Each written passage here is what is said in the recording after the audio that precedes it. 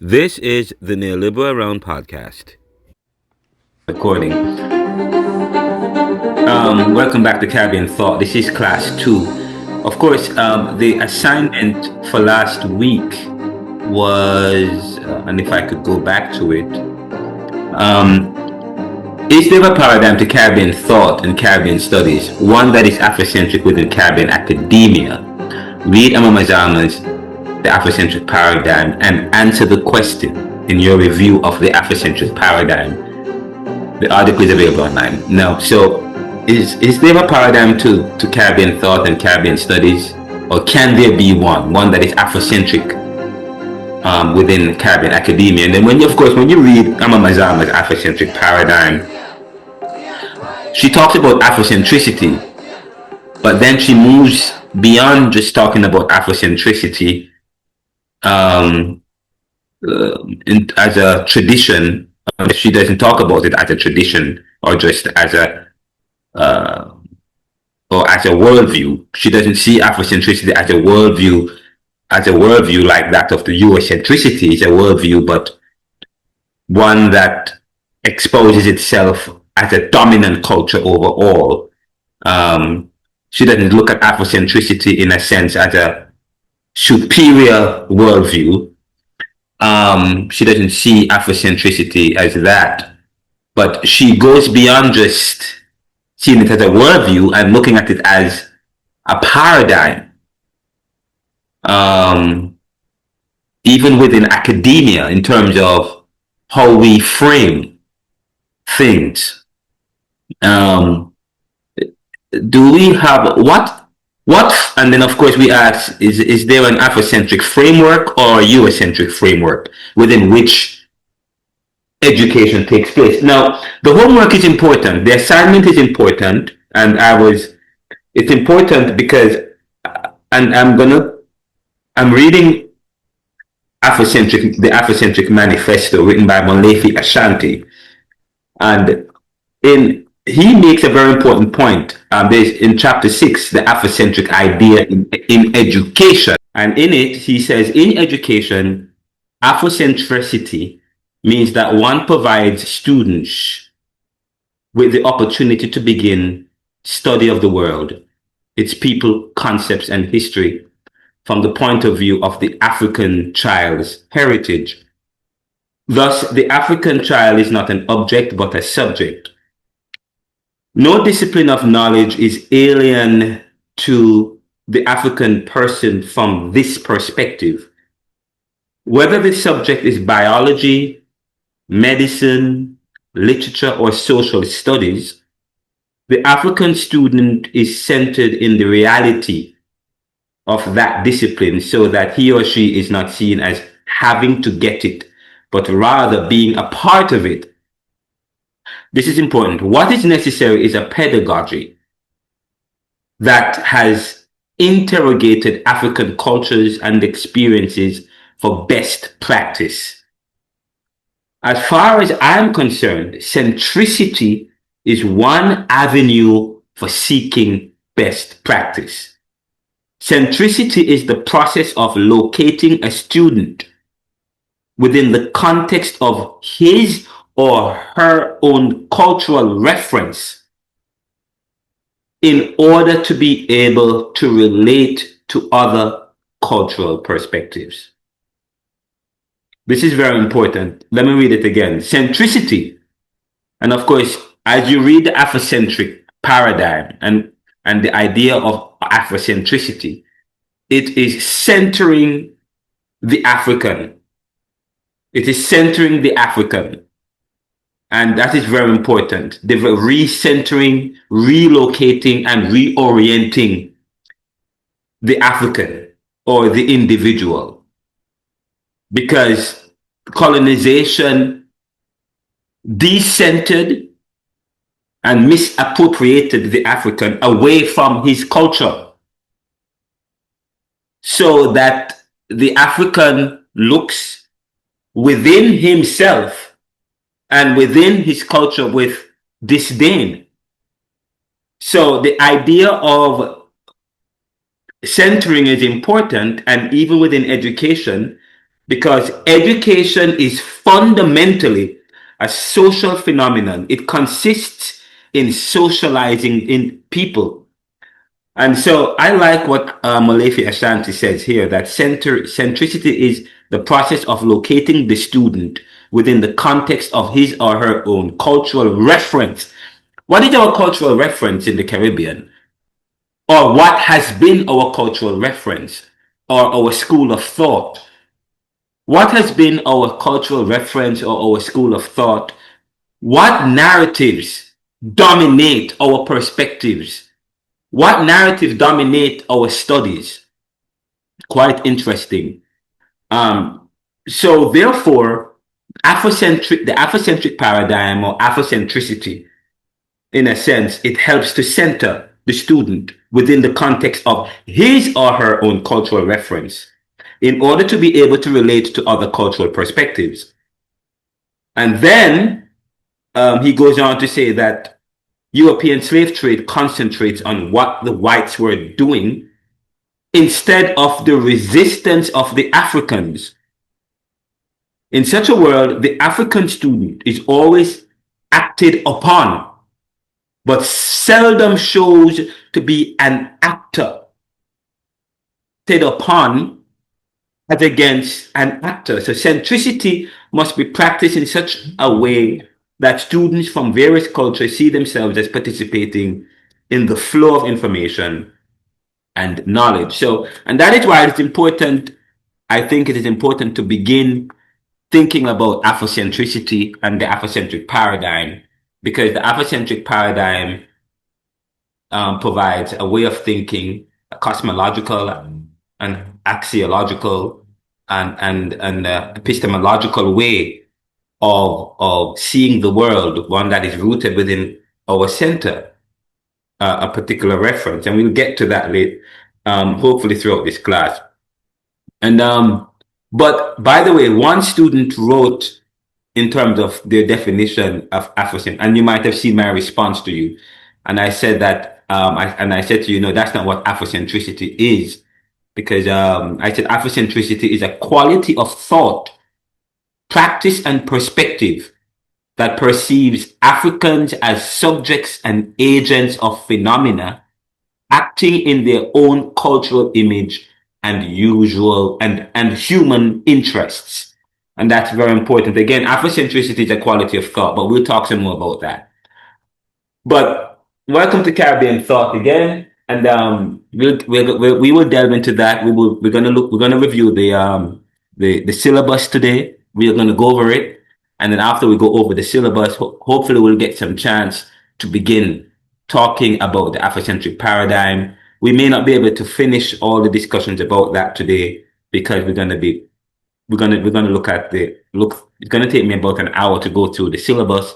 Once we're finished going through the syllabus, we'll take a break and then we will begin to look at Afrocentricity as against Eurocentricity, and whether and what that says of Christianity, and define some very key concepts. We'll do that today.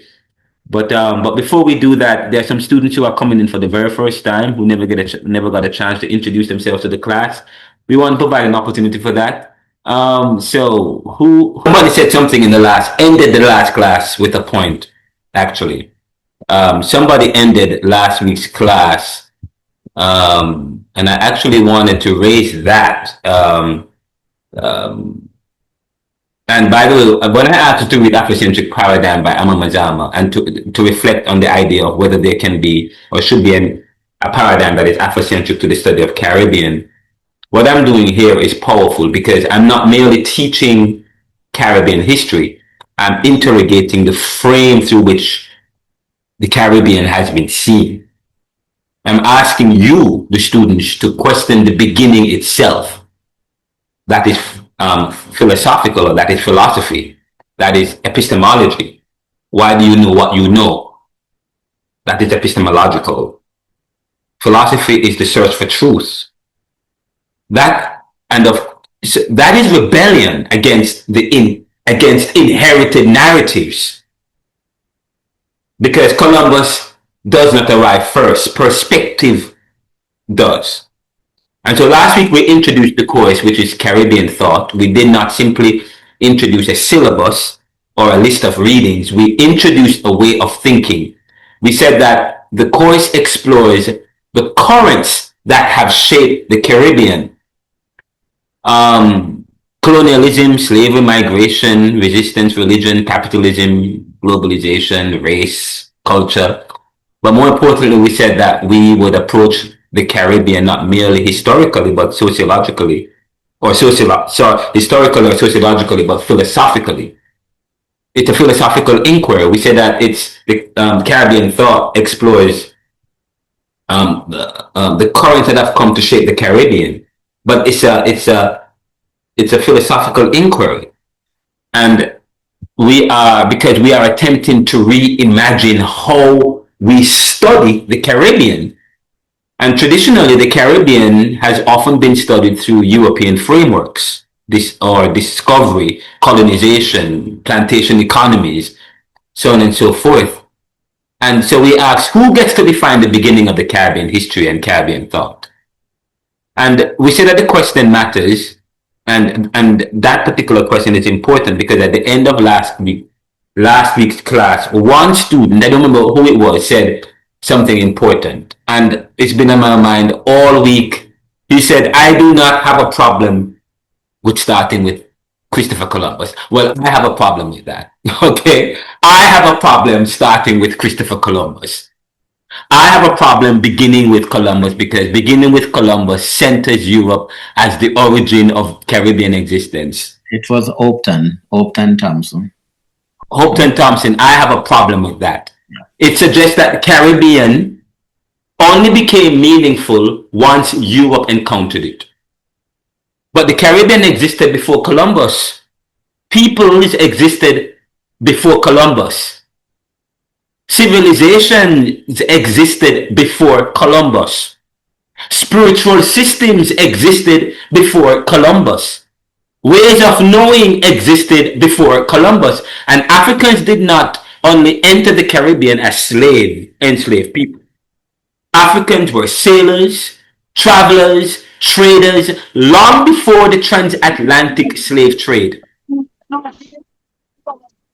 To begin with Columbus is therefore not neutral. It is philosophical. It reflects a worldview.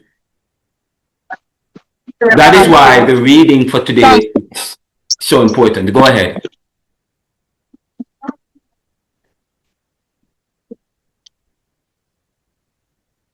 Yes? Yeah, so I'm just thinking, as you mentioned that, I would say the reason why we could draw from that understanding is because that we were taught a certain way, and I believe it started recorded, or things started to be recorded after Columbus visited and leave and them something. So we really don't know what the people them did do before Columbus. Cause no, but we do know. No, but we do know. We do know. Who said that? Yes, answer him for me, please. Answer him. Answer him for me. No, wait, Upton. I love that. I'm not disputing it, sir, but I'm saying it started recorded after. No, but we have information about the Taínos, the Arawak Indians before Christopher Columbus. I mean, I am a before Christopher Columbus person because it was their but because of how they lived and their ways, you know, they were slave men and women basically. So, and you know, I tell you to read the Afrocentric, and we told it to. That's why we told you to read the Afrocentric Paradigm, because okay, oh, you're saying that there was no. Who told you that? The same people who were saying that they discovered the stuff. No, I'm not saying nothing. I say I can't understand why. And you are going to trust Christopher Columbus? Oh, there nothing existed before I came. That is a supremacist way. Wait, Horton. That is a supremacist way of thinking. Nothing existed before we came. History wasn't being recorded before I came. That is a Eurocentric supremacist position to say that nothing existed before and no recording existed before. I mean, when people steal something, that's what they're going to say as well, yes? Yes, in order to protect their ill-gotten gain, in order to protect their what they have stolen. And not only that, they're going to corrupt the history of it, which is okay. They corrupt it, and we're going to talk a little bit about that, which I'm so happy you're here. Yes, Oreen has his hand up, as well as Kaye. Cave. Right, sir. So I'm saying that contrary to what such man just said, can't remember his name. My apologies. Hope the it people was might attach you recorded. to them on. It was recorded. It was recorded, and all you have to do is just do a little bit of reading. It was recorded. We know their systems. We know their beliefs. We know how they looked. We know how they dressed. We know a lot. So it is not it's not factual to say that history began its recordings when Christopher came here. There are many persons that did their research, did their writings. It's just for us to tap into that black and white and get the information. Thank you. Yes. And any serious inquiry into the Caribbean must reckon with history, because the Caribbean also connects to a past, a present, and future, and must consider where and when Caribbean history and its people begin. Okay? So where does Caribbean history begin? With the Taino and other indigenous people, with Columbus and European conquest, with the transatlantic slave, with African survival in the Americas, with emancipation, with independence. Of course, well, if you read the Afrocentric paradigm focuses on a position of victory than oppression. That is one of the most important thing about the Afrocentric paradigm. It centers you, and it helps us to view as the subject, not to begin our history with conquest. Yes. So to begin with Columbus is really a defeatist position. It is a defeatist position. Our existence did not begin with Europe's gaze, and in order to recenter, we must reorient ourselves to the true history where we are actors. Our history must begin with us. This, therefore, it challenges not just our chronology, but our epistemology. The way, because if you said history, because that was where record began, then there becomes an issue of epistemology. How do we know what he wrote is true? And we talk about history means his story. The very way knowledge and civilizations are framed have to be to begin Caribbean history with Christopher Columbus is to accept Europe as the point of origin, the narrator and the validator of existence. It positions the Caribbean as discovered rather than lived, encountered rather than inhabited, passive rather than creative. What we are arguing here, Hopton, is that history must not begin with intrusion, but with being. The Caribbean did not emerge into existence in 1492. The people of the Caribbean, which includes the Taino people, the Kalinago people, the Siboney with African presence and others, possess cosmologies, systems of exchange, spirituality, agriculture, navigation, art, language, and philosophy long before Europe stumbled into onto the Caribbean. And to start with Columbus is to, and I don't think, and he didn't stumble. There was no stumbling. As I said to you, hopefully we get a chance to look to review. I don't have the book up here. It's downstairs. African presence in the Caribbean. Ivan Van Septima wrote about that in his book, and I shared it with you last week. It's in the reading list. But he talks about African presence in the Caribbean, and there were African sailors coming here. The people, the American Indian, the Taino people, Siboney, all these people that were here, they interacted with the African sailors that were coming here. Some of them stayed in the Caribbean and intermingled and shared arts. That's why, you find African presence here in the Caribbean long before the Europeans arrived. They were here interacting with the people, and the Europeans learned of the West Indies through their interaction with the Africans, which brought them here. And of course, later they oppressed them. So to start with Columbus is to unconsciously reinforce the colonial proposition that nothing meaningful existed before Europe observed it. If it's not created by a European, it's not created. It's that kind of thinking. I think it was Edward Said in his book Orientalism talks about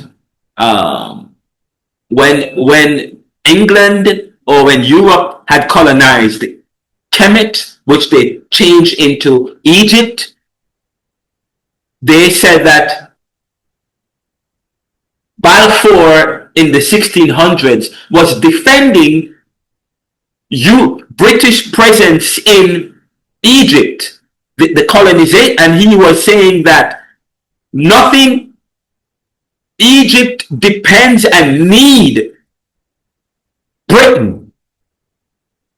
Nothing valuable is created unless we impose upon it, and if anything valuable and anything outside of their colonization was created, it's still not according to them but some other history.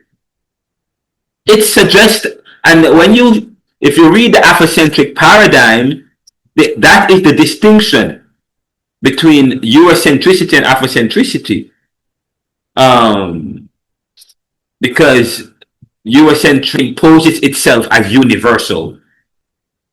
Eurocentrism or Eurocentricity imposes itself as universal and supreme. It's not discovered until the white man discovered it. That's not true. Okay, so we will not start with Columbus. To start with Columbus is to unconsciously reinforce the colonial proposition that nothing meaningful existed before Europe observed it. That is the old poison of Eurocentrism dressed in the robes of history. So, and that's very important. And I want to make the point about Frantz Fanon, who wrote the book Wretched of the Earth. Frantz Fanon is a very important, and if you're studying psychology or social work, I hope you get a chance to study Frantz Fanon, because he's the first one that really introduced the psychological aspect of colonization. He introduced and combed the psychoanalytic theory to the colonized. In psychology or in social work, it's, of course, part of what you do in social work is looking at the psyche of people. And Frantz Fanon is a very important frame, although he was still considered not to be Afrocentric, but he is still part of Afrocentrism, the tradition. Some of you read my paper in academic.edu. I saw that. Thank you so much, where I talk about Afrocentrism as against Afrocentric, as against Afrocentricity. But Frantz Fanon is not believed by many Afrocentrists as being Afrocentric, because he was still within the milieu of this white supremacist mode. He was a Marxist who embraced European, who believed that white people created race. And as if Africans never had a race or never had race, and as if there was never had history. But Fanon believes that we never had history, or it would seem so, as he would not say we must begin a new history of man, as he tried to move away from a history of corruption and colonization. I said later on in the class we're going to look at the timeline of the Caribbean. But in 1944, the United Nations came together, and that's when they started the International Monetary Fund, the IMF. They started a new world order, which would continue white supremacy. But in 1944, and in 1944, none of the colonies were present in 1944 because it was just the colonizers, the colonizing countries. But in 1955, when they had the Bandung Conference, all the colonized countries came together to talk about their freedom and their independence. And from 1955 up to the 1960s, you have the Revolutionary Wars for independence, where all the colonies were fighting for their independence. You have the Algerian and the Liberation Wars, and Frantz Fanon was caught up into that, and he got ill, and by 1960 he's from Martinique, and but by the 1960s, when many countries were getting their independence, he wrote kind of as a manifesto. He says, we must begin a new history of man. And we think about our independence, and many countries were negotiating their independence. He said, we must start a new history of man as tabula rasas. But of course, people like Molefi Ashanti and Amamazama had a problem with Frantz Fanon. They believe that that's wrong to say that, because of course he's a Marxist. Many Afrocentrists don't embrace Marxism because Marxism is a European idea it's a European idea of politics, which moves it. So they don't believe he was Afrocentric, but he's appreciated. But he talks about we must begin a new history of man as tabula rasas. We're going to talk about Frantz Fanon later on in the course. As I said to you, this is the first class where we're introducing some of these concepts.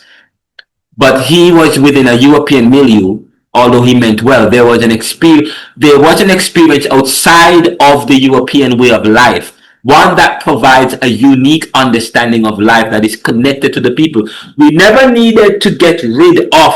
So I made a note of this earlier. Fanon writes in The Wretched of the Earth, we must begin a new history of man. The colonized people as tabula rasas. Tabula rasa means a blank slate.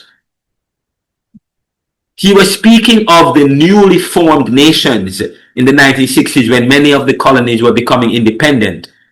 But why must we begin a new history of man? We already have a history. We already have a frame from which to speak. We already have culture.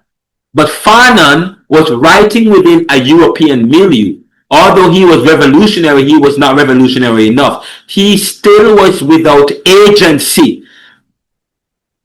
He was decentered and disoriented. He was confused about the history of the African, as if our history had no value, because we don't need a new history. We already have a history. We just need to develop a frame. We just need to expose ourselves to that history.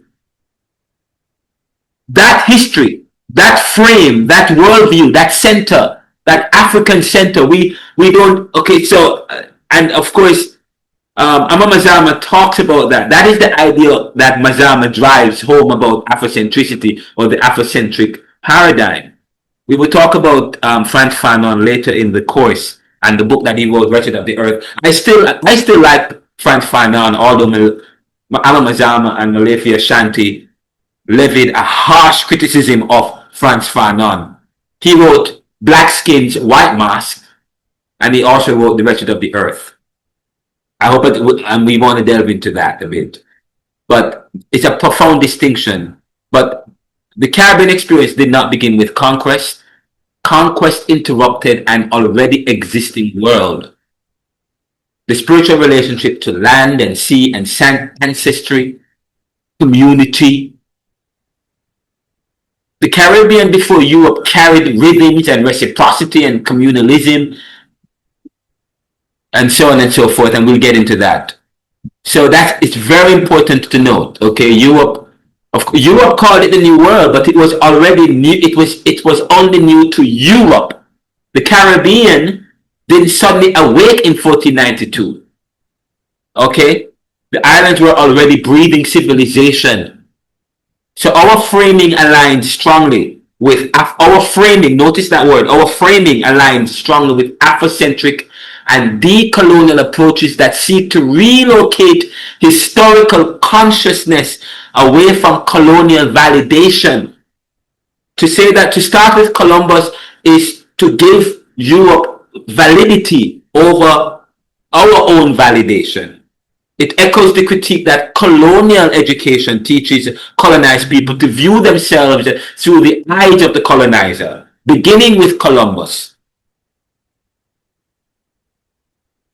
Beginning with Columbus, trained students to unconsciously see Europe as the center of motion and the Caribbean as merely reactive terrain. Yeah, that's why many people disagree with Norman, is it Gervin in the Caribbean Reader? He says the Caribbean is an invention. The Caribbean is an invention. And like, in one sense, I used to believe that it was an invention, but in another sense, it is not an invention because it is a defeatist position. The damage done to the former colonized subject did not end with formal emancipation. It left behind, yes, a legacy of dismemberment, but there is a legacy, there's roots, okay? And so that's very important to note. But I'm going to, anyways, I didn't need to go into all of that, but I had to say that because Hopeton, I've been thinking about this all week. I wrote an article. Okay. I wrote an article about it. That the Caribbean as part of the totality of life must critically reflect on its position in life and society. Okay, but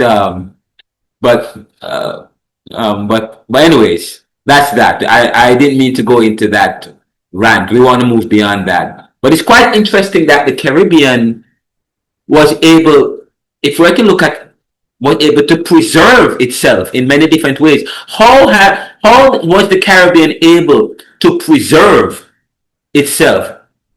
What does resistance look like? I'm interested to know about that. The resistance of the Caribbean in spite of the invasion of the Europeans. Because our music, our culture, our dance, faith, how were we, that's very important. That is what worth studying and knowing. How were we able to preserve, the Caribbean able to preserve themselves in spite of colonization? Because again, colonization is the stripping away of one's humanity. Colonization is to reorient. Colonization is decentering us. This is very important in terms of, Amma Mazama said,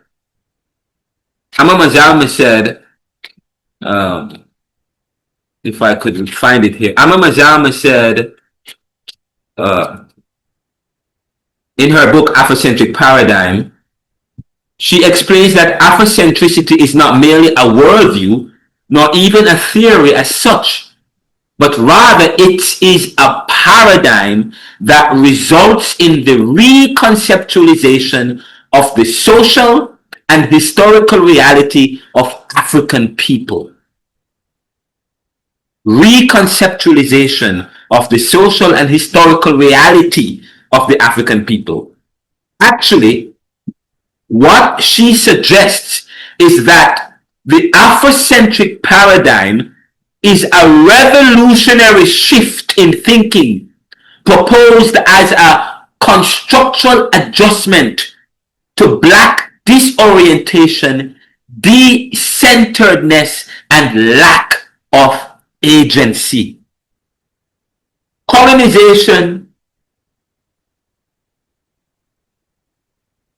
decentered us, took away our agency, yes, and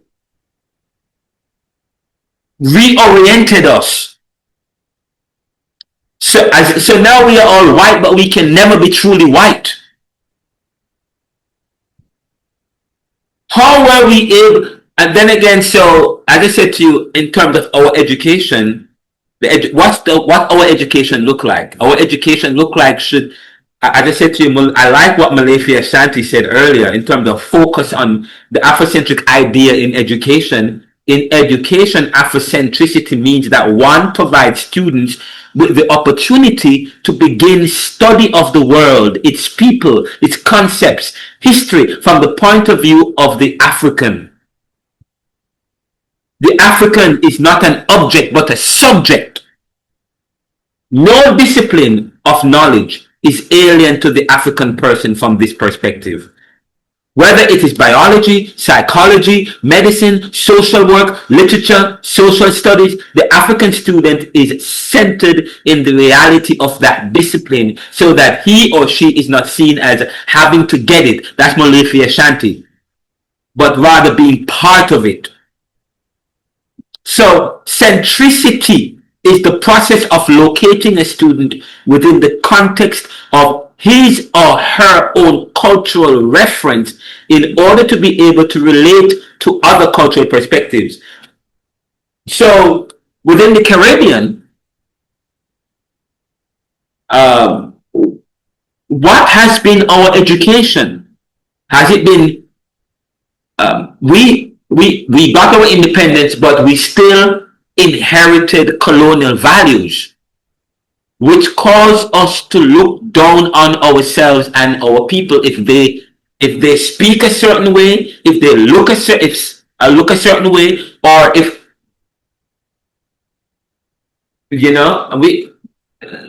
if they practice revivalism, if they practice Rastafarianism. Well, how do we view if they don't speak English very well?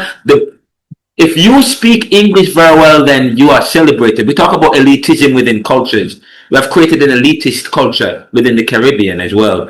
And the elitism is based on your assimilation. If you have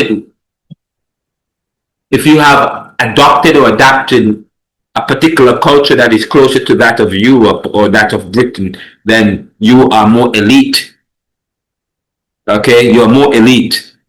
So even that within that supremacist culture, but we'll talk a little bit about that. But that's very important. So that's why I asked you guys to read Afrocentric Paradigm. It's very important that we begin here, a frame, talking about a perspective of so as we begin to look at the Caribbean, our history, our culture, the currents that have come to shape the Caribbean, of what's our frame, what's our center, as we begin to understand who we are as individuals. Are we actors? Or historically, how far divorced are we from our original selves? Afrocentricity contends that our main problem as African people is our usual unconscious adoption of the Western worldview and perspective and their attendant conceptual framework. Again, Afrocentricity. So this is how Afrocentricity provides that. What is our problem? What is our problem? And by the way, I was reading. I was reading Malefi Ashanti and Afrocentric Manifesto, and by the way, if I'm asking you to read something, you wanna find out. The first thing you want to ask is, who is Amamazama? Where is she from? What are her influences?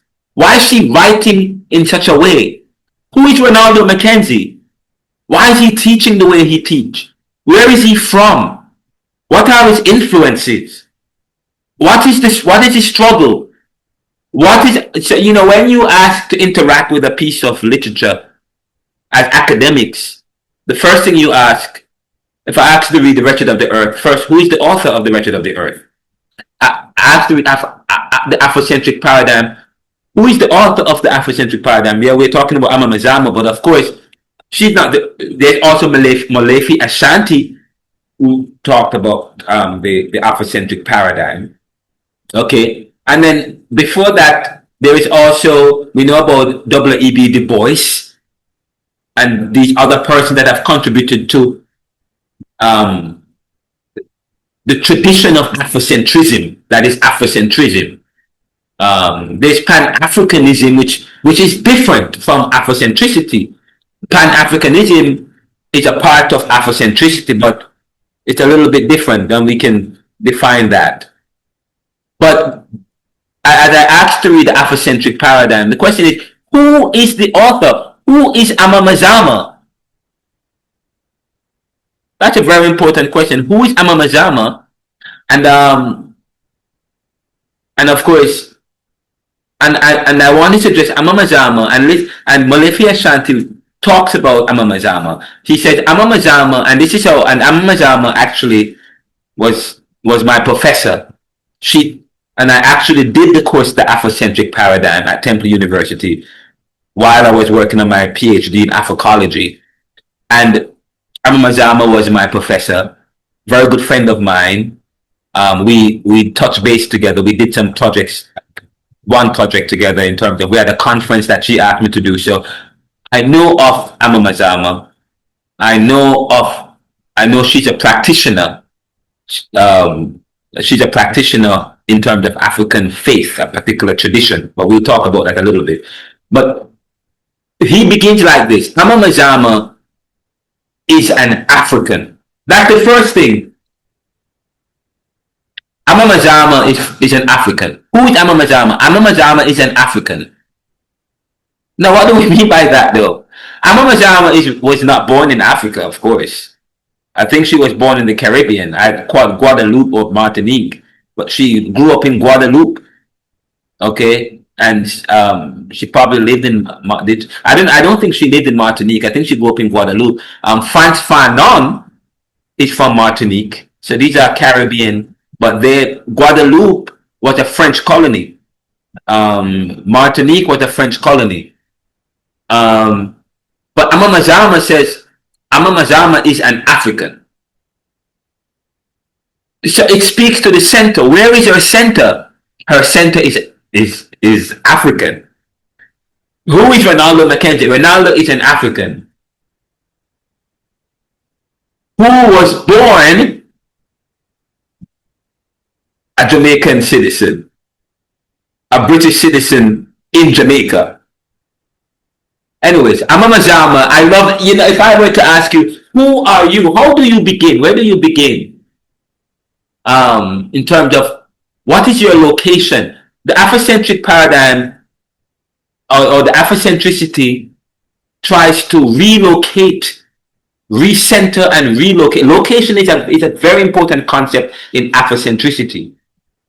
Where is your location? Where is your frame? Again, I keep saying that. Ama Mazama says, so Ama Mazama is an African. So her center is Africa. It's an African who was, and by that, and of course she said, that is, being born in Africa doesn't necessarily mean you are Afrocentric.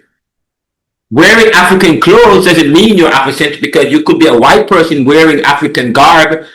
You could be from South Africa. That doesn't necessarily mean you are Afrocentric.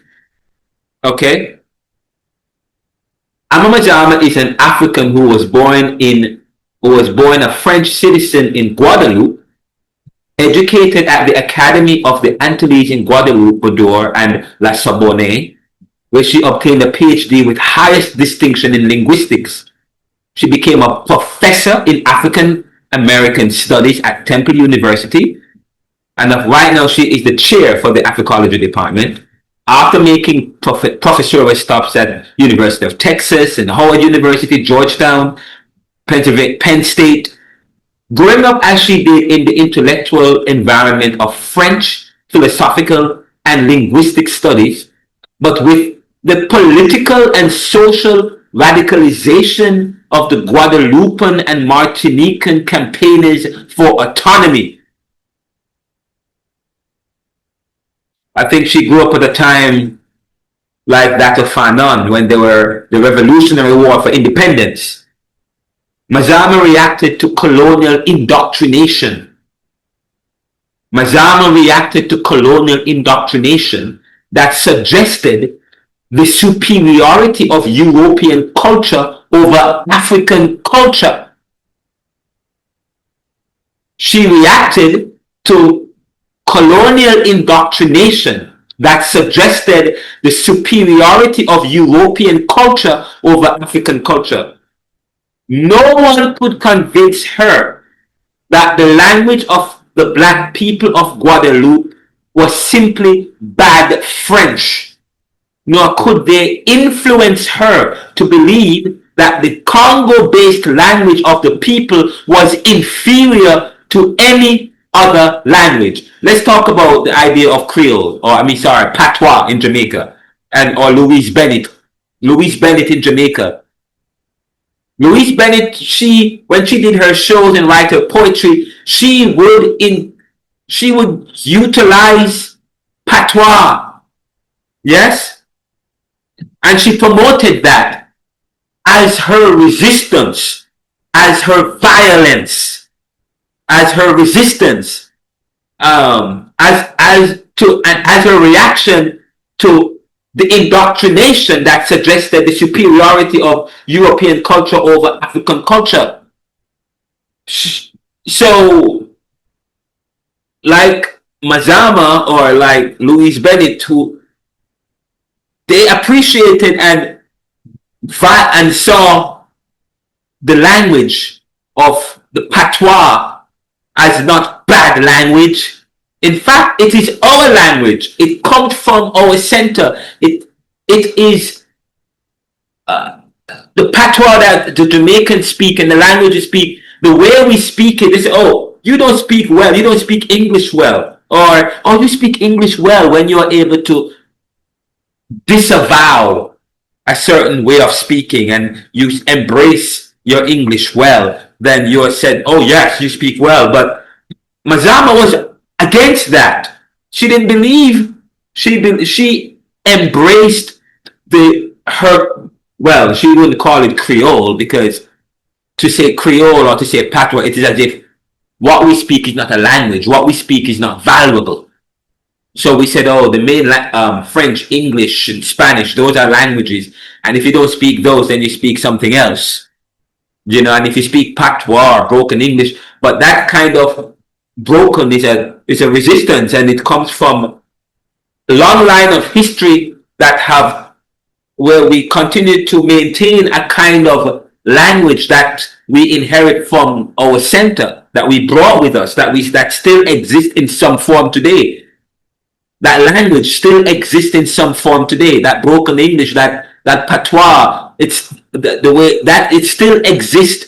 When you hear some like Saint Vincent and Grenadian speak, or Trinidadian, they have this rhythm to it. The Caribbean, when we speak with a certain kind of rhythm. It's a carryover from who we were and who we are, and that we have nourished and kept with us.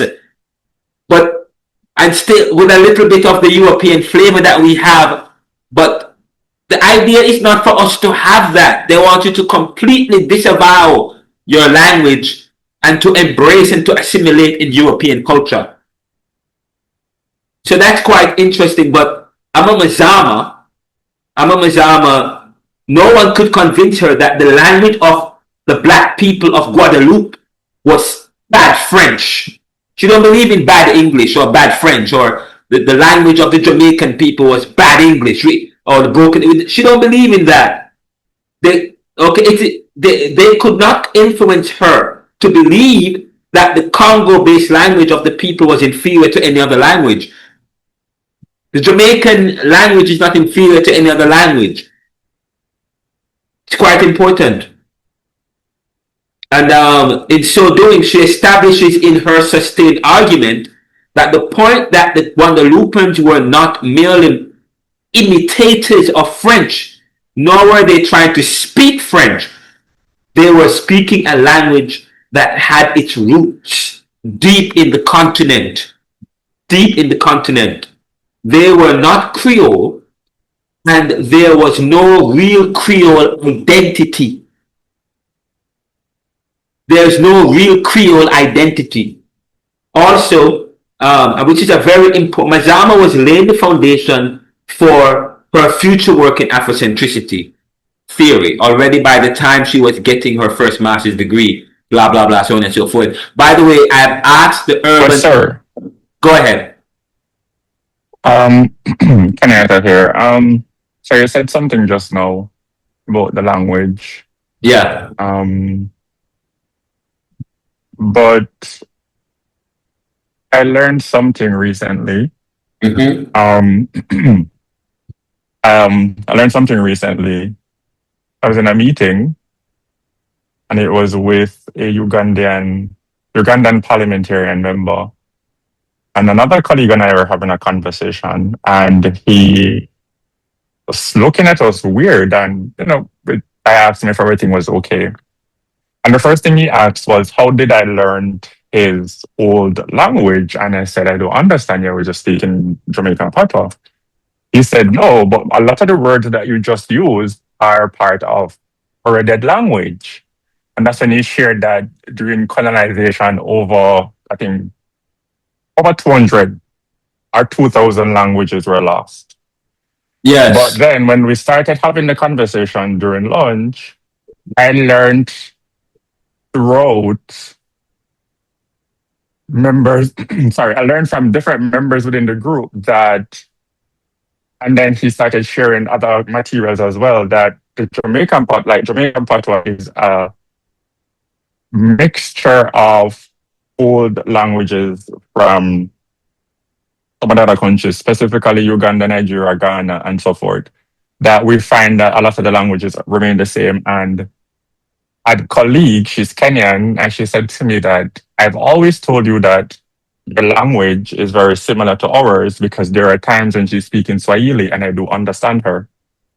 I may not understand all the words that are the language or the words rather, but there I would be able to say to her, like, she was speaking something recently about her son and not feeling well, and I said, I hope your son feels better soon. And she said, Kenyatta, how do you know that? And I said, because you just said it earlier.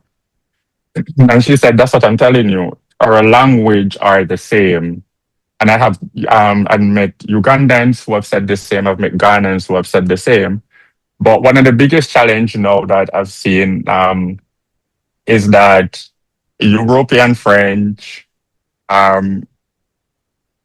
they're arguing that the Quebecans here in Canada are not the original speakers of French, and what they're speaking are really the wrong version of French, and that they should be adopting to the European way of French.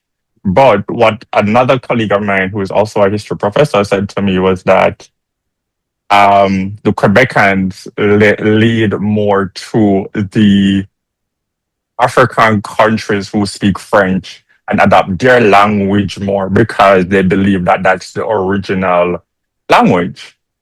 So when you said that just now and that, there's no way where it come from that little conversation that I had, I gathered that our language was pulled together for whatever possible reason it may be. We can assume but history, world colonization and slavery. But that's how they communicated. But just to share that. Yeah, that's a profound point. Combination of the different traditional language that were spoken. Because when you said to me that you're speaking a language that is dead in my country, that died years ago, how do you know that? And I was like, I don't know what you're talking about. But it's not dead. It's alive. It's still deep within us. It's still deep within us. It's still there. And there are ways how the plantation society was organized, they still found a way to preserve their language in some ways. Yes? Go ahead. Yes, so it's a mix-up of Twi. Twi language is also part of that Kenyatta. Twi as well. Which it's another kind of language with a little bit of the locals. So yeah, and that is what So the language is not dead. We are able to over the years preserve that, and that's why it's so important to study language. I'm a Mazama, studied language, and so on and so forth. But of course, the way in which we view language today, in term, it's quite interesting. The better you are at speaking a certain language or speaking a certain way, then the more respected you are. But Amamazama was against that. And but anyway, she continues. So that's where Amamazama is coming from, and she came to the U.S. and so on and so forth. But Amamazama work followed her work as a. Sorry, let me just continue reading. Let me just move on to see where she's. Mazama's argument for Afrocentricity is therefore grounded in practical and intellectual experiences. She has both philosophical and linguistic training. Her approach to the same general problem of African dislocation will be slightly different from others. Which is so African dislocation is one of the things that we talk about in Afrocentricity, and we're trying to get back to locate the African.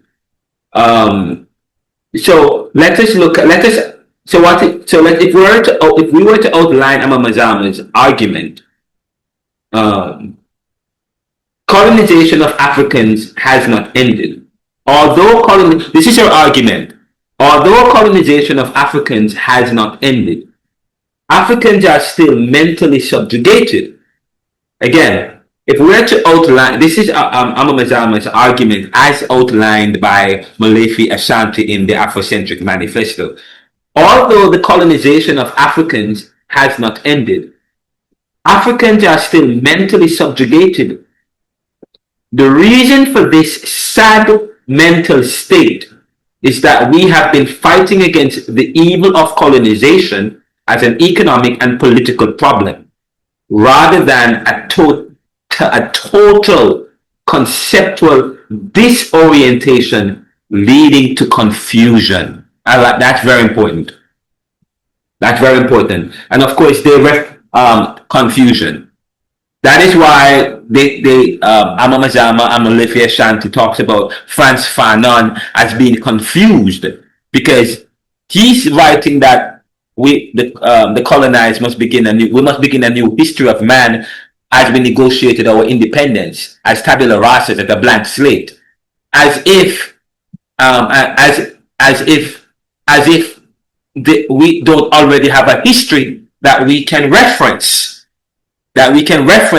To develop and to continue the history of the new nation that we are trying to advocate for. The history of the new nations, of the new nations in the 1960s, as we start to fight for independence and as we start to negotiate our independence.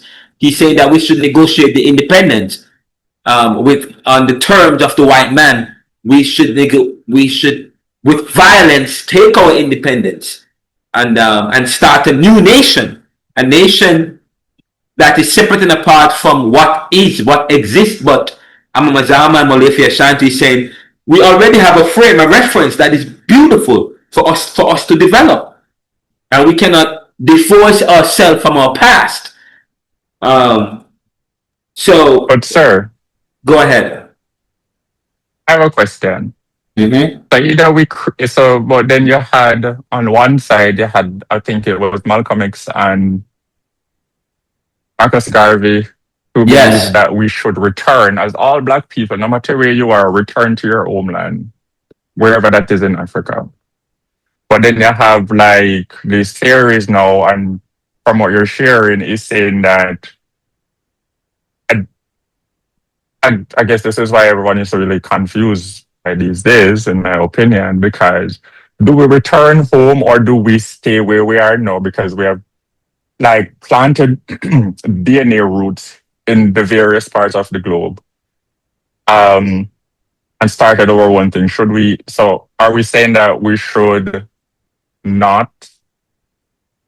Well, I mean, Marcus, they're writing, at the time when they were writing like that, build roots where we are versus like returning back. So like all of these great leaders had hold different views, world views on colonization, slavery.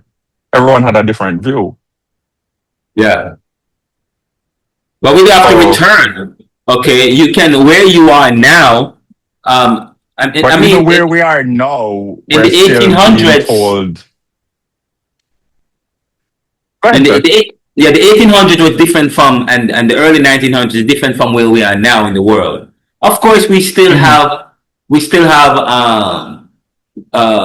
racial disparities. We still live in societies where African Americans and Black people throughout the world, wherever you are, is demonized and terrorized and so on and so forth.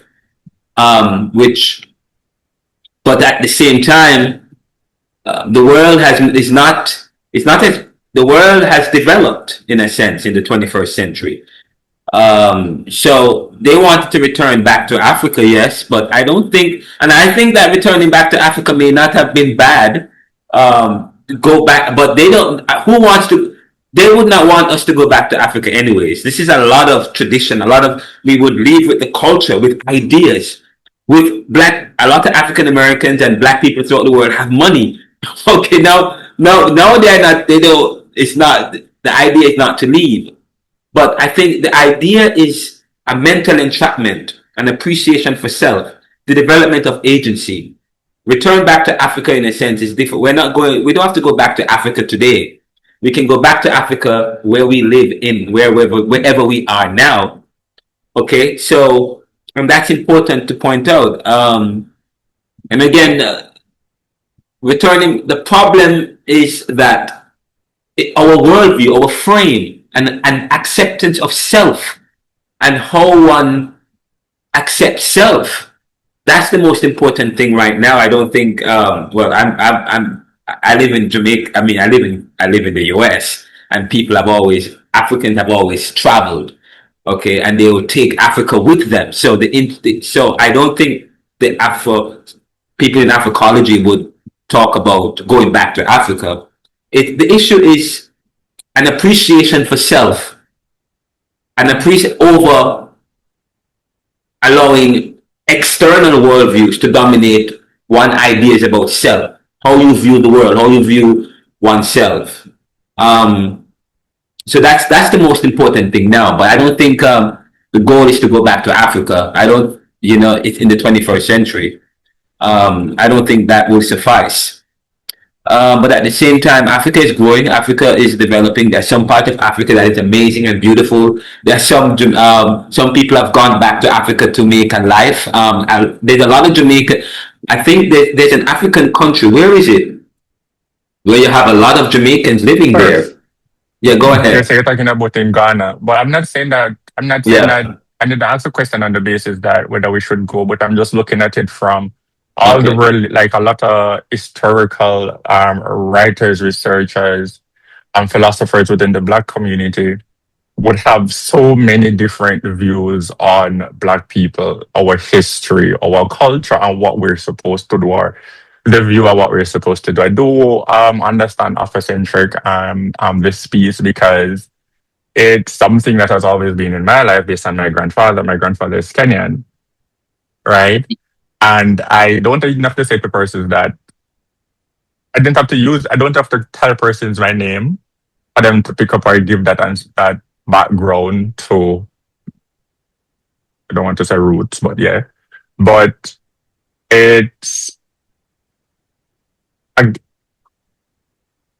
I'm just trying to catch a view on it as to... Yeah, but I understand what you're trying to say. I think is the expectation now as us as Black people, especially in times like these, as we can definitely see on social media and the news, the Americans are, there's definitely a huge conversation or a silent but loud conversation happening as it relates to the definition of African American. Right? Do you identify as African American because you're Black, but you've never been to Africa? How do you still identify as this? And we're seeing where a lot of persons are confused now in times like these as it relates to their Blackness and connecting it back somewhere or to something. And someone recently said it beautifully that we, as Black people, we ought to start defining for ourselves individually or as a group, however that looks for you, right? Because this is where confusion comes in, and that is causing a lot of identity crisis for Black people, right? Because, for example, I have a cousin, light skin, but she goes that extra mile so that person's, but she goes to that extra mile and she will tell you directly. I can call her on the phone and she'll tell you that it's easier for her to, a person not to try to assume that she's automatically Black or from a Black background identity wise, but assume like they have to ask her. She prefer when they ask. She goes through those lenses to make sure that persons ask, where are you from? Are you Black? Are you white? Are you Puerto Rican? Tell me. Are you mixed? Whatever that looks like. So just asking the question. And that's fine, but that is why some people advocate for education. And that's why we need. She talks about. Amamazama talks about that what constitutes the Afrocentric paradigm.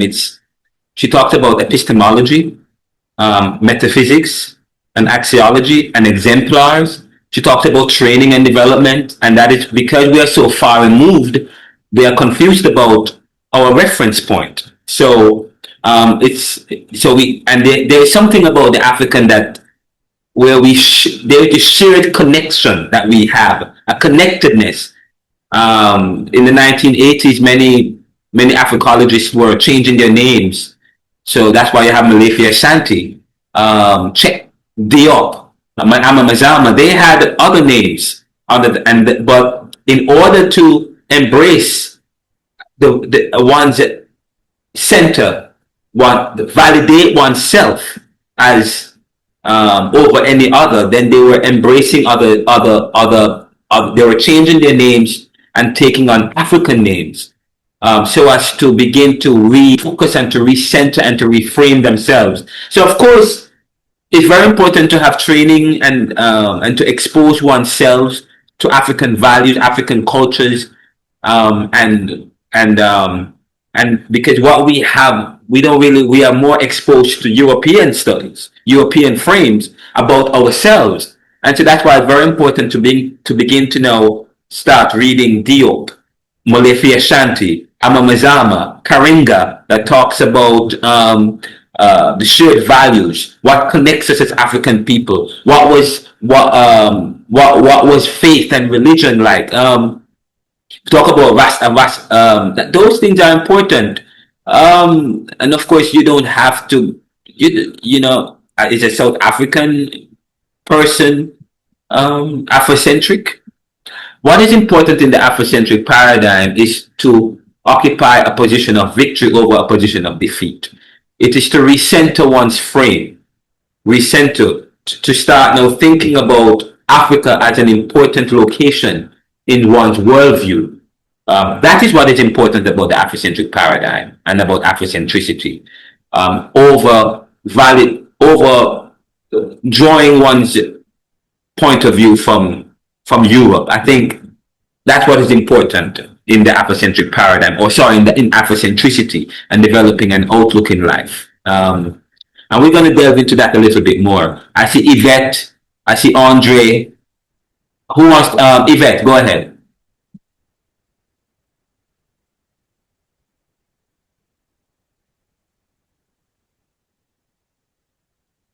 Yvette?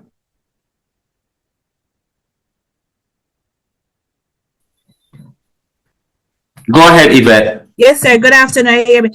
I was just making a suggestion earlier when you were talking about when somebody was saying that things weren't recorded, and I just wanted to say that my father traveled to many countries, and he was listening to you. Is like listening to my father all over again. In our earlier years, we used to feel embarrassed when our father used to talk about all that you're talking about. And when he came back to Jamaica one time, he bought a lot of books, you know, from the history of Africa. And you know what happened? They confiscated all that. It was a crate of books, and that was I think it was like in 1960 something. He came back to Jamaica and he brought a lot of books, and they were confiscated. They say that they wanted to charge him, say that he was bringing, it's not revolution was the word, and they said that they were going to investigate, and after that, because they could not charge him, and so what they did, they said they were going to investigate and then give him back, and he never ever saw all those books again. So I, you know, in agreement to what you were saying, that yes, there were things, because I am born long after the 1960s. So if he brought all those books back to Jamaica, so persons would be aware of our African heritage, then yes, there must have been things written long before Christopher Columbus. That's my piece. Thanks so much. And by the way, Kenyatta, I just want, when you talk about when we talk about Afrocentricity, Afrocentricity exposes the cosmology, aesthetics, axiology, and epistemology of African culture. In other words, Afrocentricity is not simply about studying Africa, it is about understanding the world through African-centered ways of thinking. When you look at, Karinga talks about the cultural aspects of African characteristics, or the cultural or African characteristics. She talks about shared, there's a shared orientation or connectedness, the centrality of African community, respect for our tradition, a high level of spirituality and community. Society is important, veneration of the ancestors, the unity of being. Those things are important in terms of the African characteristics. And she goes a little bit further in the Afrocentric paradigm in defining the characteristics of the African. When we talk about cosmology, we're talking about how a people understand the universe, the existence, life, God, nature, and humanity's place within the world. So, you know, even, I mean, Walter Rodney talks about how Europe underdeveloped Africa. Europe, the domination of Europe, the domination by Europeans was, or by the Western world, is not necessarily just within the Caribbean, but even within Africa, even within many parts of Africa as well. In fact, because of the Ethiopia was not dominated by Europe, but in a sense it was, but in one sense it was not. That is why they were so poor, because of their, they weren't fully involved in the global world, because they refused that manipulation and domination from Europe, and so they were sidelined. It's as if there was an embargo on Ethiopia, and so so that's why they struggled over the, you know, that was. But it's very important to understand that, but part of Afrocentricity involves a cosmological outlook.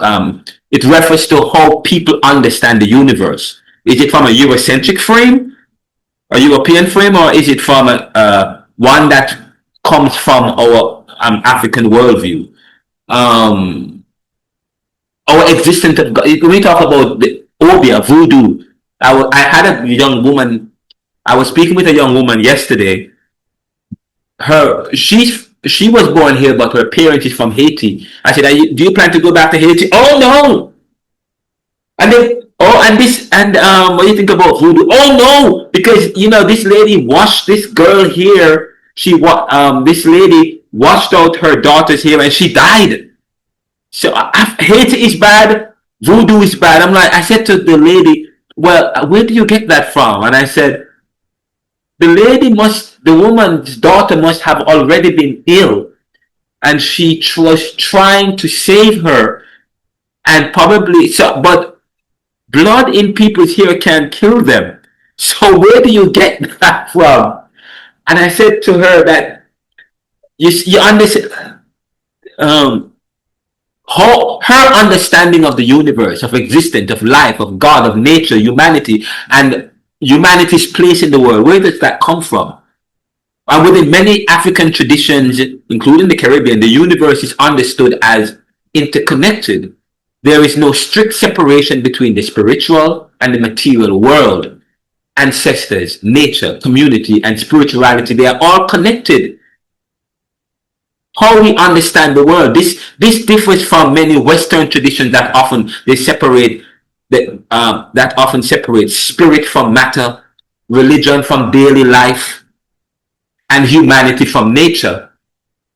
But the African, that was different. So that's the first thing. The second thing you need to know about, again, we said that Afrocentricity exposes aesthetics. Aesthetics refers to the ideas about beauty, expression, creativity, rhythm, music, art, and harmony. We don't have to go back to Africa, but as I said to you, our location, we keep within ourselves a history. We have history, and the African people sailed the world. Please remember, in the Africa people, they came to the Caribbean before the European do. But what exists today is a European understanding and our frame.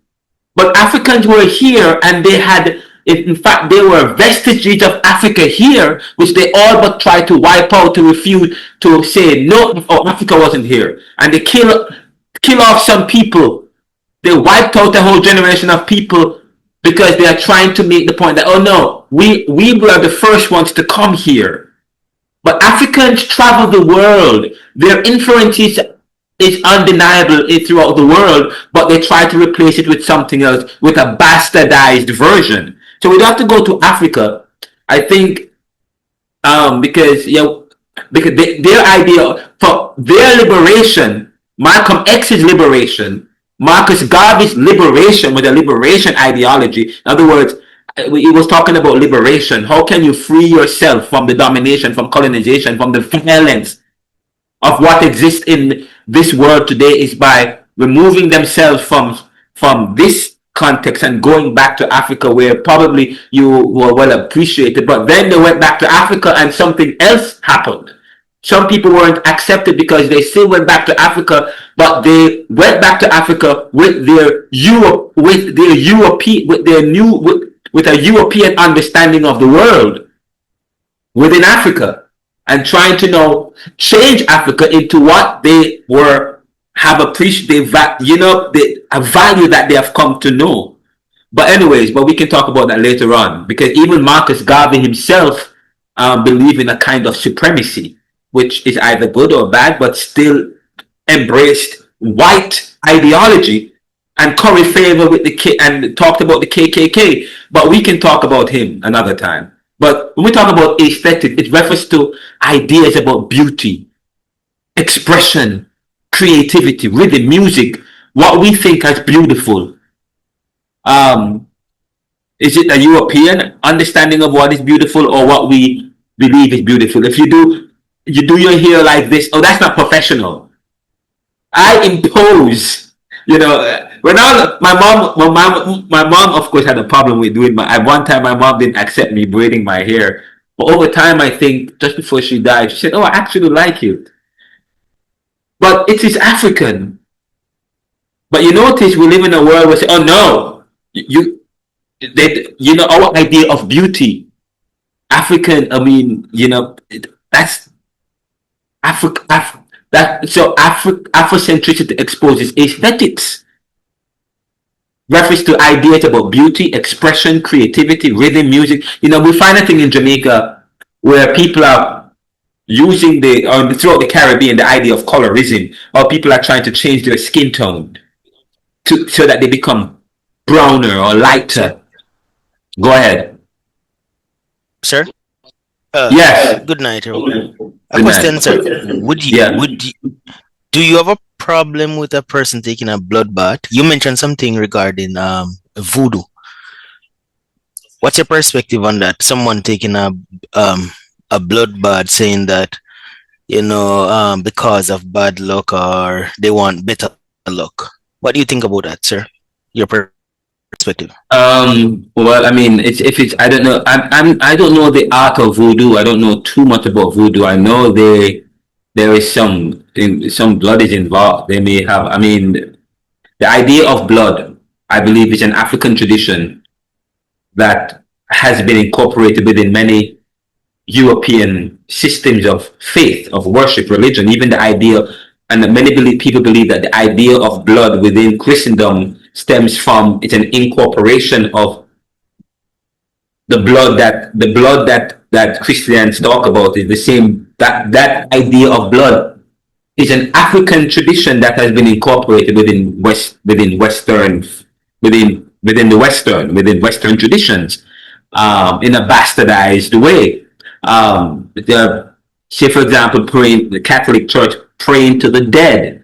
The praying to the dead was never part of Catholicism, but it was incorporated because Western societies took vestiges out of African traditions and incorporated within their traditions. So, of course, in terms of African traditions, there is a veneration of the ancestors, the importance of the ancestors. And of course, we talk about your mom and your dad die. You still say, "Oh, you." People talk about that. That comes from a tradition. In terms of bathing in the blood, I don't know much about that. I don't know if it's something that I would do. Okay, but I do not. I'm not going to critique. Look, I'm not going to be ethnocentric and look down upon somebody else's practice. But as an African person or Afrocentric person, that tradition seemed, if that's valuable to somebody, I'm not going to look down on it, on that practice. So my response to you is that, as someone who I'm not exposed to African tradition because I have been baptized in Eurocentric theology, and I'm now learning about African traditions and the value of that, it seems as if many people find value in that, and people like Nani of the Maroon find value in Obia, and many people find value in some traditions. But I don't know much about the blood, but it may be valuable to some people. So I'm not going to look down on the practice if they find value in that. But that's not something I practice. But however, I promote the blood. Okay, I do, the blood of Jesus. Yeah, but that blood comes from. Yeah. But throwing something in about the whole voodoo Obia piece, a lot of that started out as like a medical registry. If you should go to, and this is what, I don't talk about this a lot. I think where you and I had a conversation about this in the past already with my grandfather, that there are a lot of things that I learned from him. For example, things that we currently view as wicked or evil in the Jamaican context of Obia, it was being done for medical purposes. For example, one that me and my cousins still talk about to this day is when they talk about the objects. Like if you can use an object to Obia someone for wickedness or whatever. That was not the case actually in the practice. It was used more so as you're registered, because you weren't allowed to have a name as a slave because you were just associated with like a plantation. But in order to Reverend Renaldo, that you would choose something, right? So your object might be a water bottle or the coconut tree blowing in your background. That might have been your object that you chose. So when you come to Kenyatta, because you're not feeling well, you would have to point out that is what I gave you. That's what I chose. You have to point at the coconut tree. I go to the coconut tree, and that's where I'll find all the oils, seeds, and everything that I would have given you based on your last treatment, right? So those are some of the stuff. And I think, is it Oxford? There's a university, I think it's Oxford now, that has a lot of that information. Now they're publishing a lot of that information on their online library platforms, the repository, I believe that's there. So how we're viewing a lot of the things as it relates to religion, Obia, black magic, all of that, it was actually for medical purposes. That's what I was taught. And the Yeah. literature from what I've seen like in the past also confirm that in some sense.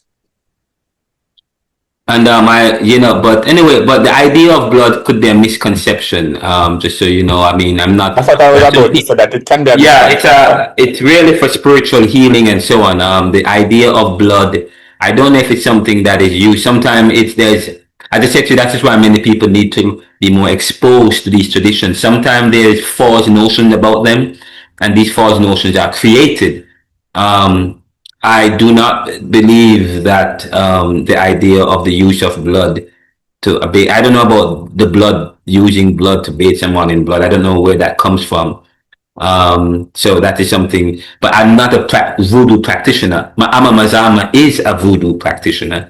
So she would know more. I probably could ask her, but I don't know. I don't believe that it is a practice of, I do not believe that it is a practice in Obi, but I know the use of blood in the sense that, sometimes they cut a chicken, I see they cut a chicken head and so on, but I don't know if they, and then of course, in Judaism, they talk about, putting the blood on the door, and then the angel would pass over that. Some of these things are African traditions which are incorporated within these narratives that never existed before. But the blood is important, but in terms of bathing somebody in blood, literally doing so, I'm not sure if it's something that if it's a voodoo practice. I've never. Where did you get that from? Hello? Well, sir, I mentioned it based on what you mentioned earlier on with somebody washing somebody here with blood. So No, they were washing out the blood. Washing out the blood out of it. Yeah, go ahead. Oh, washing out the blood. Yeah, washing out the blood. I further want to talk about it because I know there are yes that involve some sacrifice of a dove, a lamb, etc., etc. So I wanted to know if you are in favor with it or you are against the practice of obia then in general. I mean, I've already said, I don't believe that obia should be made illegal in Jamaica. It's part of our African tradition. I believe, and by the end of this class, then you will know what my position is. I'm doing PhD research that looks at attitudes towards Afro-Caribbean beliefs, and the Jamaican government is thinking about legalizing obia. It was made illegal by the Europeans who colonized us, and it has been made to, and the idea about obia has been corrupted. Okay, so so that is something. As I said to you, is there a place for Christianity when you start to think about Afrocentricity and Eurocentricity? I've already asked that. I've already said that. So that is something for you guys to think about as we expose you guys to this class. And we will talk some more about it. But in some Christian traditions, in some traditions, say for example, in the revival tradition, they use obia in some Christian, in the revival church. So what does that mean? Are we going to be ethnocentric? Ethnocentric? Are we going to continue to use our European frame to make determinations about people's embrace of African traditions, of which we are of Africa? That's what I'm talking about. Where is your center? Where is your location? Is it Europe? Is it Europe or is it Africa? If your center is Europe, then yes, you will have a problem with African traditions. But if your center is African, then you'd have a problem. Part of colonization is to strip around is to take away any value of our traditions and to relocate you. Maybe I'm speaking in certain ways that is not clear. But as we begin, but and I haven't really delved into the class, which I want to delve into it really. But let me just finish making this point because I really want you guys to understand what we're saying and you don't miss the point. Where is that? Because I was talking about Afrocentricity, and Afrocentricity exposes the cosmology in terms of how a people understand the universe. It refers to aesthetics. It refers to epistemology of African culture. So when you in studying Africa, it is about understanding the world through African-centered ways of thinking and being. African-centered. I talk about our education. Our education have socialized us to embrace a European way of seeing the world. So how you view Obia, how you view certain traditions, you view it from a Eurocentric way. Yes? But I said to you, Afrocentricity exposes the cosmology, aesthetics, axiology, and epistemology of African culture. In other words, cosmology refers to how people understand the universe, existence, life, God, nature, humanity's place in the world. Within many African traditions, the universe is understood as interconnected. There is no strict separation between the spiritual and the material world. Ancestors, nature, community, and spirituality are all connected. This differs from the Western traditions that often separate spirit from matter, religion from daily life, and humanity from nature. Aesthetics refers to ideas about beauty, expression, creativity, rhythm, music, art, harmony. African aesthetics often emphasize rhythm and communal participation and symbolism. There's a lot of symbolism within African traditions, even within certain Caribbean traditions that we haven't fully embraced because of our frame, spirituality. This is why music, dance, oral traditions, storytelling, and communal expressions that are so central within African and Caribbean cultures. The drum is not merely an instrument, it is memory, speaking. The Caribbean understood this well, which is why colonizers often fear drums more than speeches. A drum can organize a revolution. They didn't like the drumming. Drumming in some cultures were illegal. You cannot hit, drumming, and even with some churches that they call high church. Okay, they don't believe in drum. You can't play the drums in the church. It was feared by the white man, by the colonizers. Okay, and the third thing is axiological. Axiology refers to values and ethics. What a people consider good, moral, important, or worthwhile. Afrocentricity emphasizes values such as community, collective responsibility, respect for elders and ancestors, spirituality, harmony, and human interconnectedness. Even now, my mom died 2 years ago. My dad died in 2011. I say, hey, Mom, thank you for helping me out. I know it was you that helped me out. There is this, but we don't talk about it, but in passing, there's still something in us that we still connect with our ancestors in a sense, but we don't even realize what we're doing. Because in one sense, deep within, we still have this African, this thing within us where we appreciate our ancestors. But our European value teaches us not to appreciate that. But of course, now in Catholic Church, they pray to the dead. But it's not something that has always been around. Okay? And this is very important. Epistemology refers to the theory of knowledge, how we know what we know. How we know what we know. Afrocentricity argues that knowledge is not neutral. African people should not only learn through European categories and frameworks, but should also rely on African experiences, traditions, intuition, spirituality, our history, cultural memory as legitimate sources of knowledge, legitimate sources. Thus, Afrocentricity asks, who defines truth? Whose experiences are centered? Who has the authority to interpret reality?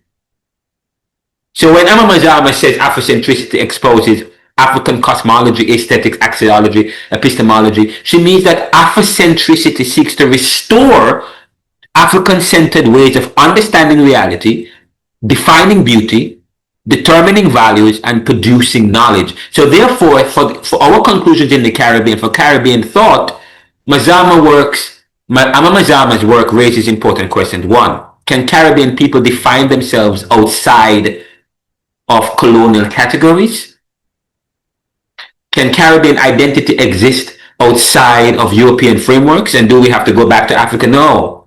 However, but can Caribbean identity, Rastafarianism, revivalism, the Pocomania, Obia, Voodoo, Santiri,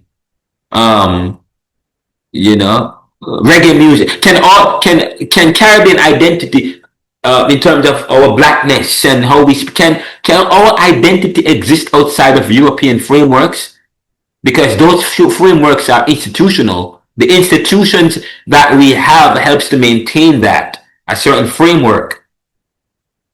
And then it's deeply interesting. What does it mean to center African experiences in Caribbean philosophy and history?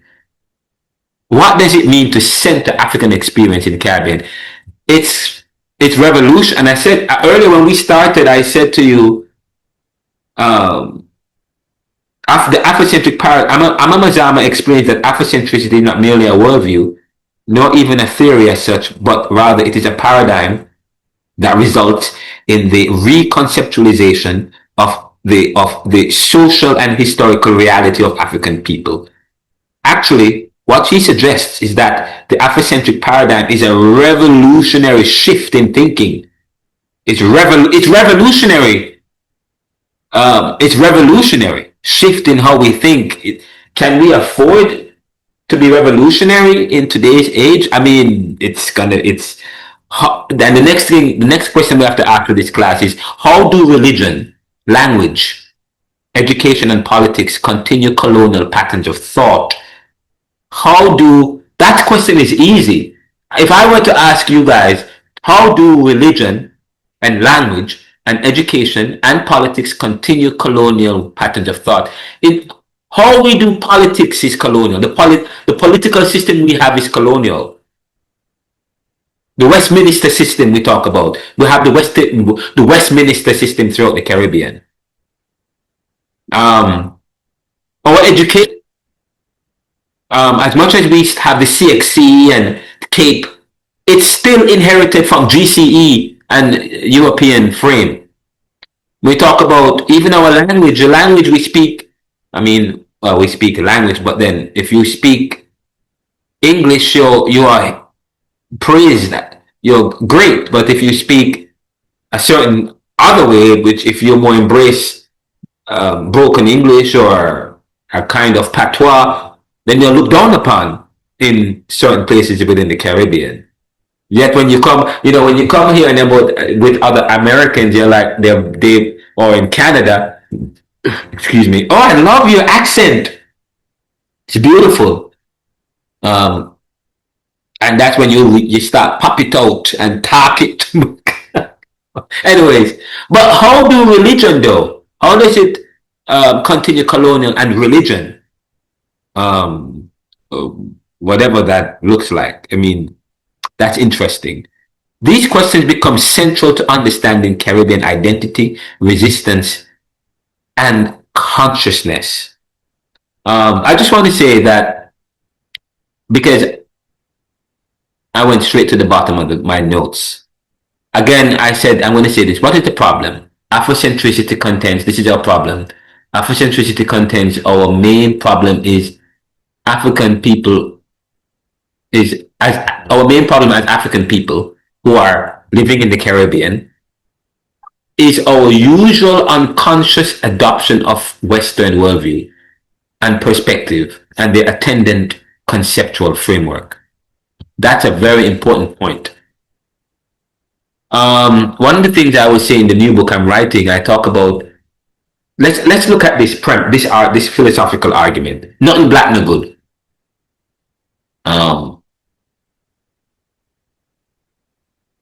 People of African descent are black.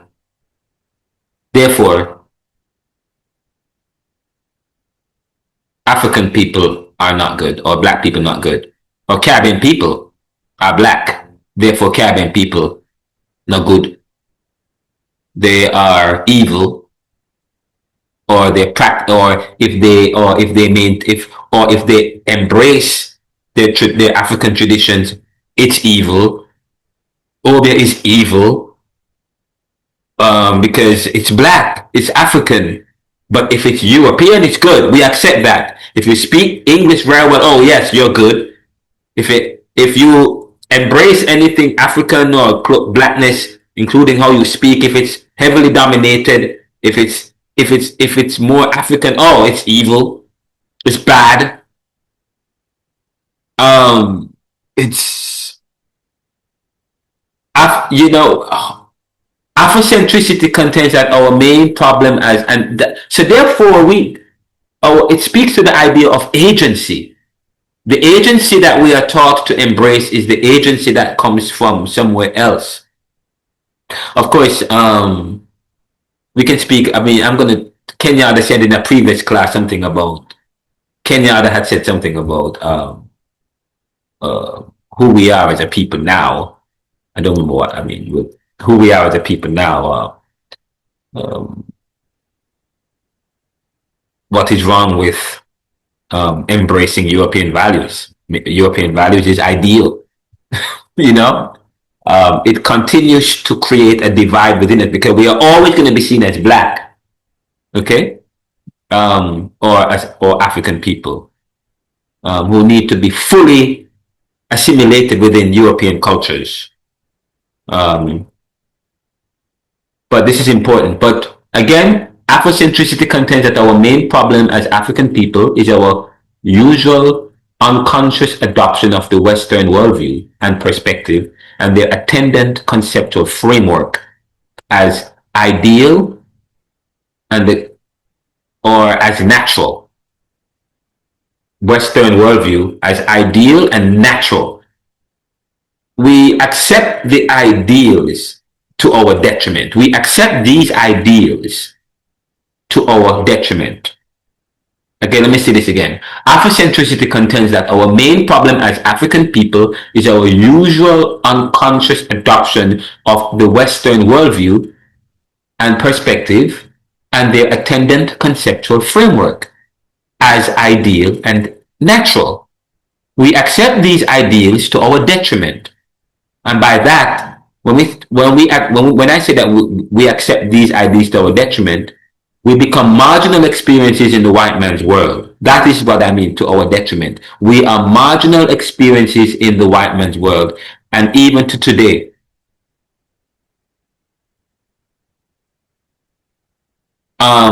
Wherever you find black or African people, there is lack.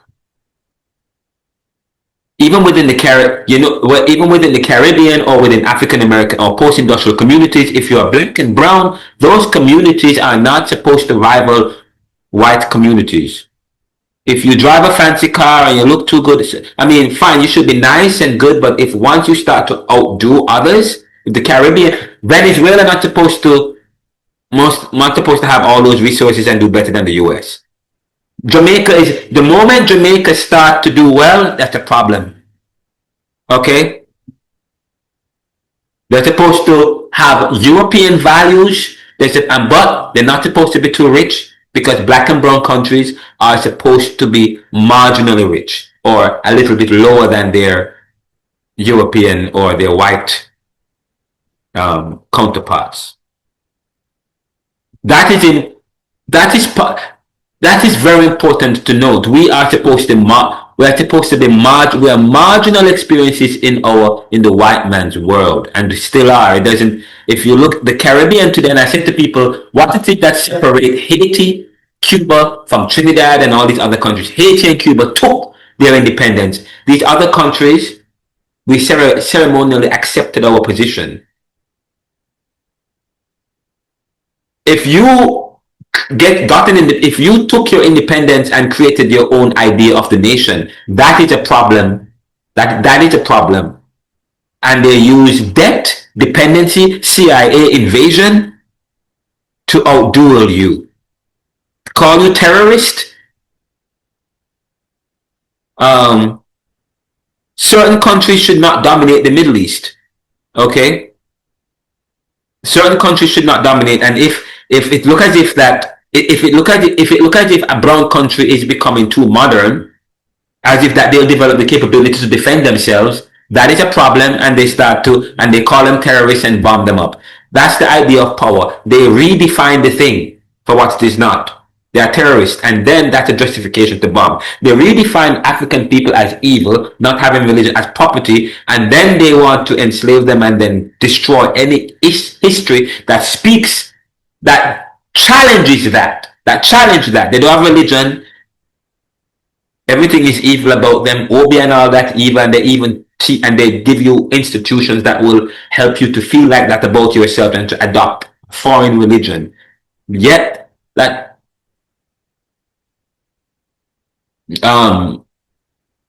Afrocentricity contends that our main, I said, life is what you make it or what you allow others to make of it for you. Yet life is about people and how we relate. Life is about people and how people relate. Life is about people and how people. Life is about people or how people relate.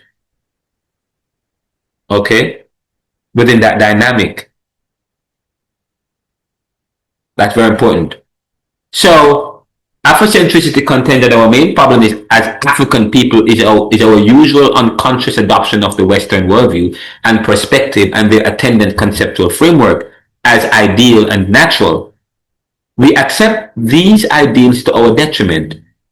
And by detriment, we mean marginal. We are marginal experiences in the white man's world. We thus are lost in madness. We must reorient ourselves.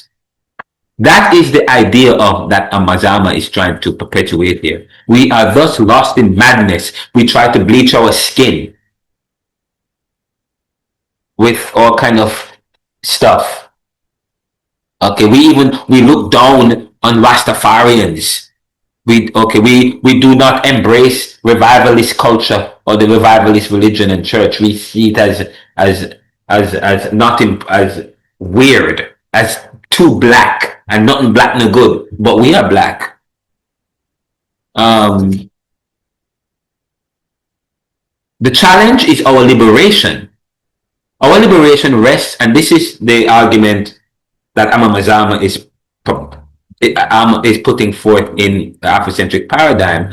Our challenge is our liberation, which rests on our liberation rests on our ability to systematically displace European ways systematically. It is system driven, it's systematically displaced because our adoption of European ways is systematic. So our ability to displace European ways of thinking has to be systematic. Systematically displace European ways of thinking, being, feeling, and replace them with African ways. In other words, with African culture. How do we do that? If you look at how do the Chinese people do that who live here in America or in Canada? How do they do that? How are they able to preserve their culture? In one sense, of course, I'm going to talk about in next week class how we have preserved our history and how we can continue to do so, and what the challenges are. But the key idea here is epistemological centeredness. Epistemological centeredness. How we know what we know. A framework driven by a frame of reference. That's what I was talking to you about Kenyatta when we says, no, it's really talking about a frame of reference. We really don't have to go back, but as a frame. How? Because, the Chinese are here. They still remain Chinese even in America. Or in Canada, wherever you are. But so the key idea is epistemological centeredness, a framework driven by a frame of reference where phenomenon are viewed from the perspective of the African person. It centers on placing people of Africa in control of their history. So now we start to rewrite history, rethinking history, and doing research to find out about our culture. That's why it's so good to read Diop talks about African civilization, Kimani Nohushi from Temple University teaches a class. He's from Guyana, and he teaches a class about African civilization. And I took a course on African civilization, and boy, let me tell you, at first it was difficult for me because I've come with all my European education from the best schools, and Georgetown University and University of Penn. University of Penn is one of the 6 top universities in the U.S., one of the Ivy Leagues. You're bringing my education from there, from UWI, from JTS, from Georgetown that looks at Greek, the foundations of Western civilization, looking at it from the perspective of Greece. I bring all of that into my African civilization class at Temple, and boy, I was like, wow, I felt like I was white. But I'm white. I said, wow, I know nothing about Africa and African civilization and the importance of Africa. But all the other students in the class were a little bit better. They were they knew about Africa and and the father of the gods and mother of the gods, and there's no distinction between fathers and mothers were just as leaders as women were just as leaders as men were. Okay, but in ours, it was quite interesting, and it was just interesting learning about. We're not going to be doing that in this class because I'm not going to be revisiting that, because you have to do a course in African civilization, and so you can do that. But in this class, we're not going to do it. But start reading about not from the perspective of the European, what they think about Africa, but there are people who are writing about Africa. Okay, and how they live and how they worship, and how some of our practices and some of the stuff that we do subliminally is tied to that, and how we speak. Kenyatta was able to pick up that with interactions with others, and we start saying, "Ooh, but it becomes so interesting." It's very important. So this class I begin this class a certain way, but we're going to move away from that to start to considering other things. But I had to do that. As an intellectual theory, Afrocentricity is the study of the ideas and events from the standpoint of Africans as key players rather than victims. Key players, because all we have, when you study your social work, when you study your psychology, you're learning about Sigmund Freud, another European. Do you know about Frantz Fanon? Or any other very important figure? We're all we're African people, black and brown people, but we are always learning. But the perspective comes from Europe. Have you ever thought about that? What is wrong with Africa? Oh no, nothing black no good. Education and learning and anything will come from Africa. It's black, so therefore that no good to you. Don't think about that, okay? Afrocentrism is about Africa asserting itself intellectually and psychologically, so as to break the bonds of Western domination. I used to live in Hillshire Heights, or in Johnson's Hill in Jamaica, Johnson's Hill, Hillshire, and there was a guy with a family, and they used to have a lot of African pictures, and they were so steep into African traditions, and I thought they were weird. Honestly, I thought they were weird. I'm like, they're so weird. All these these black stuff and Rastafari was the closest that they had, because Rastafarianism, and they were so, as much as there were drawbacks with Rastafarianism, but they really did a lot in terms of researching African culture and learning about Africa. And the reference for Rastafari is Africa. They focus on Africa as the center instead of Europe. And so as a young boy, which is my friend, I would say my friend's family, they're so weird. Why are they weird? I was weird in a sense, I'm thinking about it. But I was thinking, wow, everything is about this black thing. But I'm black and I'm looking down on my own blackness. That's why we talk about this idea of madness. I said something about madness earlier. We thus are lost in madness. Afrocentricity is about African asserting itself intellectually and psychologically so as to break the bonds of Western domination. The main category of thought is that culture, shared perceptions, attitude, and predispositions that allows people to organize experiences in certain ways. And this family in Hillshire, they were trying to organize their experience in certain ways. They embraced their African self, they embraced their hair a certain way, and how they organize and live. They were very, in terms of how they eat, because how we eat is everything was very important. We were very, one thing about the African is this conscientization. They were conscious as a human being.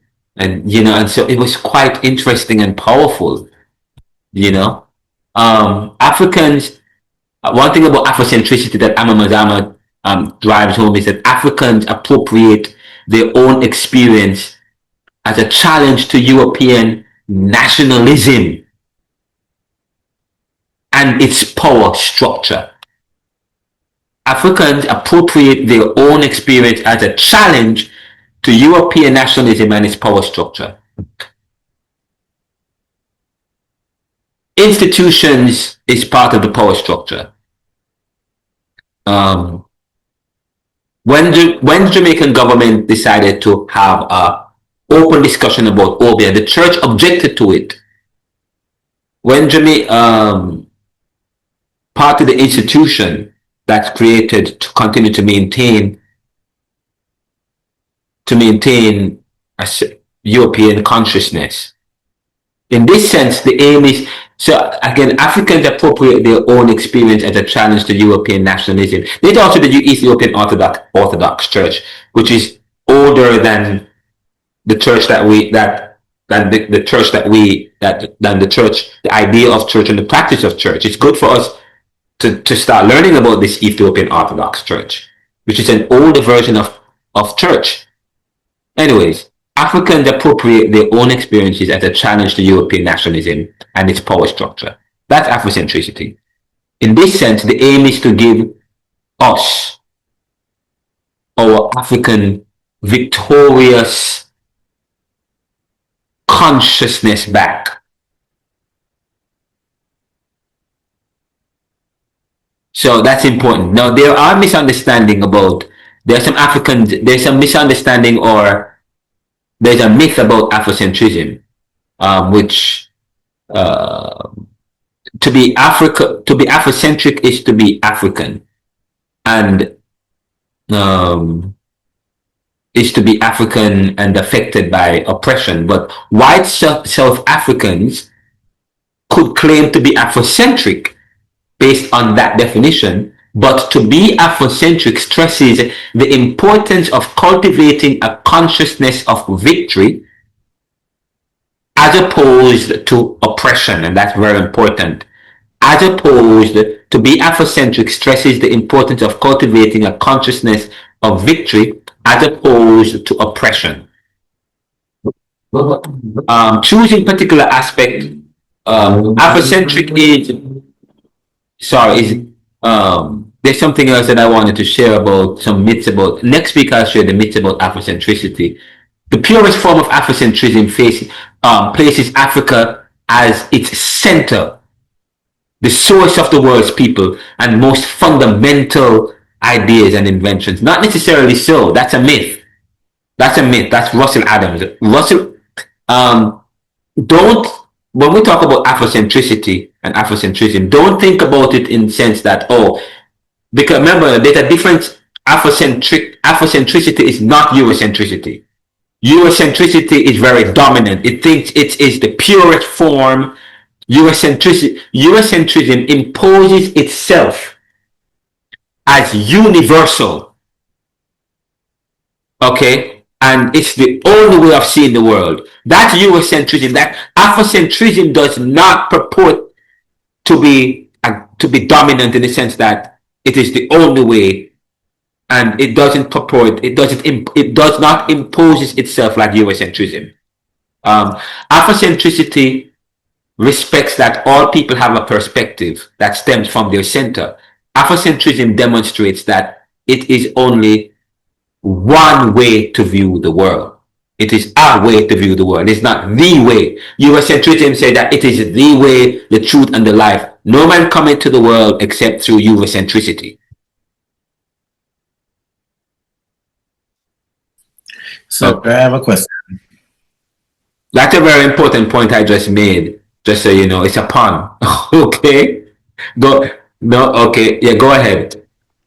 How long is break again? Oh, Because it's we're gonna take a 15.